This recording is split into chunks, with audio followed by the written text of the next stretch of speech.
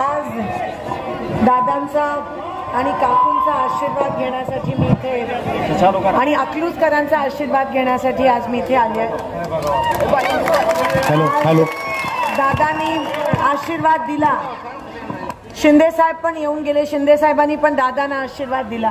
ह्याच्यापेक्षा जास्त आम्ही काय मागू शकतो? एवढंच सांगू इच्छिते की माझं मन भरून आलं. आज सगळ्या वहिनींनी माझा आशीर्वाद दिला, माझा सत्कार केला, मला आशीर्वाद दिला. आणि दाखवून देऊया की जेव्हा अकलूज आणि सोलापूर एकत्र येतं तेव्हा काय होऊ शकतं. आपण ते जुने दिवस ते परत आणण्याची गरज आहे. आज पवार साहेबांच्या आशीर्वादाने आपण सगळे जोरदार कामाला लागूयात आणि